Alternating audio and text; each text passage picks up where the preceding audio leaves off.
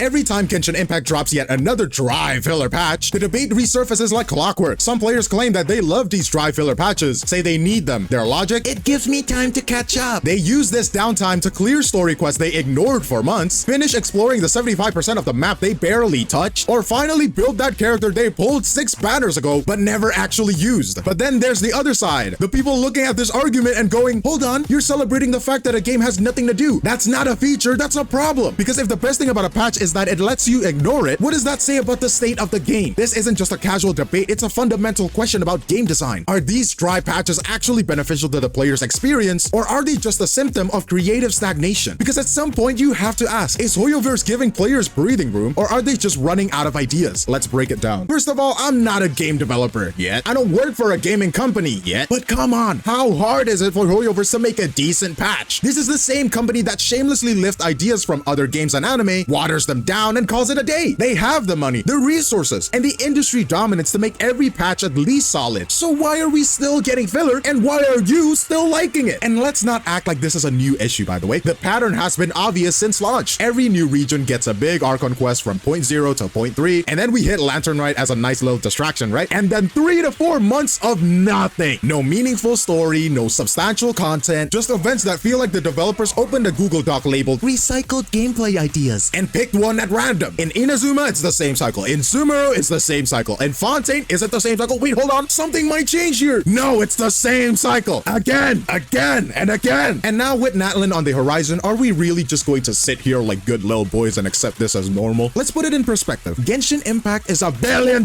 game. $1 billion.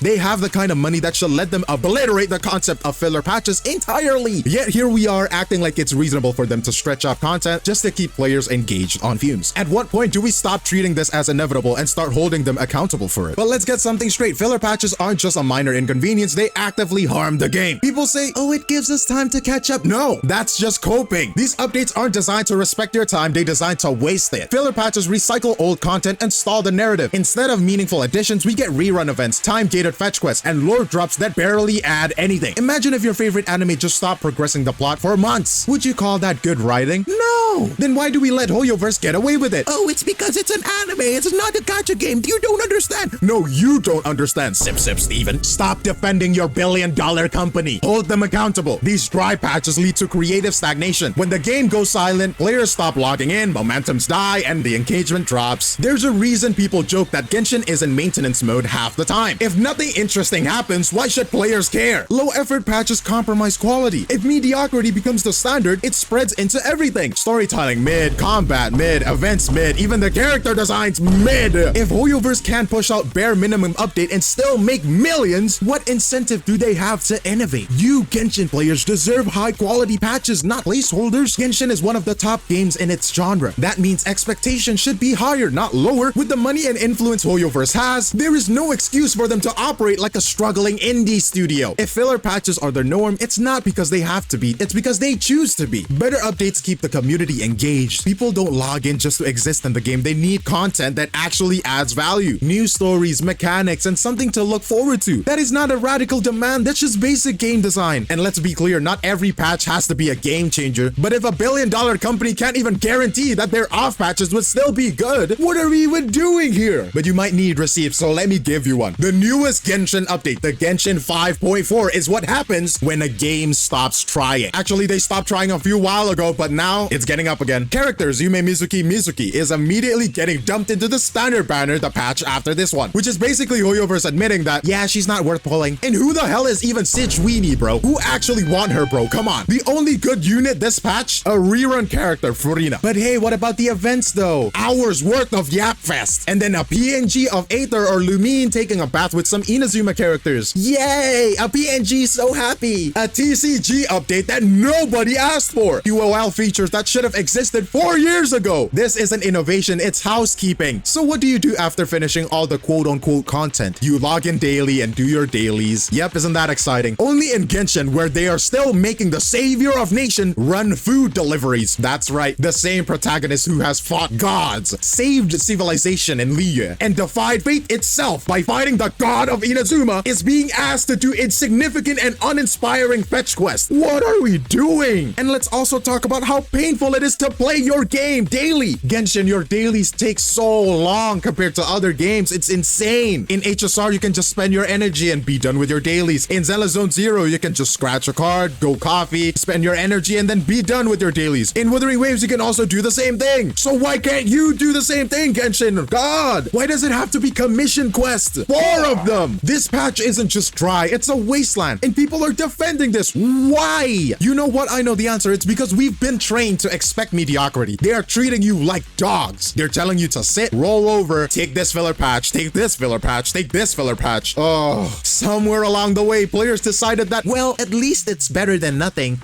It's not good enough, and Hoyoverse knows it. At some point, we have to stop excusing laziness and start demanding better. Because if we don't, this is the future of Genshin. Empty patches, recycled content, and a dev team that gets away with doing the bare minimum while still making billions of doubloons. And I don't know about you, but I expect better than that. Alright, let's talk about Wuthering Waves 2.1. Some people might look at this patch and go, well, it's just another dry filler patch like Genshin. And to that I say, are we actually playing the same game? Look, is 2.1 a perfect update? No, but it is far from dry. First of all, fishing. And before you roll your eyes, it's actually fun. Somehow they took one of the most overused filler mechanics in gaming and made it satisfying. It's a relaxing side activity that doesn't feel like a waste of time, even though it probably is. Honestly, 10 out of 10. Would abandon every Hoyoverse game for this. Oh my god. And then we got the new zones like the 𝗖cie𝗽𝗆𝗵𝗵𝗵𝗁 Islands or the underground vaults. Those give players a fresh world to explore. It's not just some empty land thrown in for the sake of content padding. It actually adds to the exploration loop. The combat updates, look, I'm not gonna lie, the new hologram boss is a menace. The kind that makes you reconsider your life choices mid-fight. Do I hate the off-screen mechanics? Absolutely. Do I also respect the challenge? Yes. It forces you to step up your game, and I'd rather take that than another mindless damage sponge, okay? Now let's be real, Whimpering Waste is a weak spot. It's not bad, but compared to the roguelike mode like we had before, it feels like a downgrade. If this mode has the punch of the Somnium Labyrinth thing, it would have had a home run. But hey, it has a lot of potential, so let Kuro Games cook. Moving on, we have PV. I don't care if you pulled for her or not, this character is a 10 out of 10. Flashy, fluid, and she hits like a truck. Or at least she looks like she hits like a truck. She's one of those rare characters that feel good to play, even if she wasn't meta breaking. If you like Frieren the anime, she attacks like Frieren. She's like Zoltrak, Zoltrak, Zoltrak. That's awesome. But also, Wuthering Waves knows how to make their characters exciting while not completely breaking the meta balance. And then we got the QOL upgrades. Echo loadouts, finally. After 4 years, we finally got... Wait, oh, wrong game. Sorry, man. And of course, the music is still fantastic. If you ever call yourself humming a game's main theme like the Rena Sita music in the shower, that's how you know the OST is solid. And I've been doing a lot of that, honestly. So does 2.1 have flaws? Yes. Ray tracing, pretty mid. And it's locked behind a high-end GPUs, which is, I guess it's kind of normal. Also, there's no wings in the 1.0 zones, which feels like a cruel joke at this point. Going back to the old areas without the wings feels like moving through mud. And at this point, I'd rather fast travel everywhere than deal with the agony of free 2.0 movement. But here's the thing, even with these issues, it's still an 8 out of 10 update. It's still good. This isn't a patch that just keeps the game on life support. It's a functional, engaging update and actually gives players something to do. If this is Wuthering Waves on an off patch, a filler patch, I'd take it over Genshin Impact's entire yearly content cycle. Here's the thing, filler patches don't have to be bad. When done right, they can actually improve the game. But that only happens when a developer actually listens to feedback and put in the effort. And when they do, a few key things happen. First, the game becomes more polished. Addressing issues, refining mechanics, and fixing bugs means that when the next major update drops, it is built on stronger foundations. It is the difference between a well-maintained house and one with a leaking roof and questionable wiring. One will last, the other's a disaster waiting to happen. Second of all, players actually feel valued. It's not rocket science when devs acknowledge feedback and act on it. Players trust them more. That trust turns into higher engagement, better retention, and positive word of mouth. You know, the bare minimum for a healthy live service game. Maybe you can get a St. Tontus in Genshin soon. Well, maybe not soon, but one day we can hope. Third, a good filler keeps the community engaged. Not every patch has to reinvent the wheel, but meaningful side content, fun events, quality of life improvements, actual substance keeps players logging in. Instead of treating the game like an on-again, off-again relationship, you don't want your player base to feel like they're enduring patches instead of enjoying them. And finally, it builds reputation for responsiveness. When people see their feedback turning into real changes, they stop assuming developers are just milking the game dry. Wuthering Waves has already shown that you can deliver downtime patches without making them feel like dead air. The question is, why isn't Hoyoverse doing the same thing? At the end of the day, a good filler patch isn't just a placeholder, it's an investment in the game's longevity. But if developers treat it like a throwaway update, that's exactly what it becomes. We have to stop pretending that mediocrity is acceptable just because it's familiar. If a smaller company like Kuro Games can deliver meaningful filler patches with new characters, new mechanics, and actual quality of life improvement, achievements, then there is zero excuse for a billion-dollar company like Hoyoverse to keep serving up dry, uninspired content and expecting people to be grateful. Hoyoverse is a company with the resources, the talent, and the infrastructure to push out updates that actually matter. But instead, they're serving us the same reheated leftovers, and people are lining up to defend it. At some point, you have to ask yourself, are you genuinely satisfied with what you're getting, or have you just been conditioned to expect less? I've said this millions of times already. Live service games thrive on engagement, players having reason to log in beyond just maintaining their daily streak. But when patches start to feel like obligations instead of experiences, that's a problem. And the most frustrating part, it's not that Hoyoverse can't do better, it's that they choose not to. Because here's the truth, you shouldn't have to lower your standards just because you're used to disappointment. Expect more, demand bigger, because if we don't, nothing changes.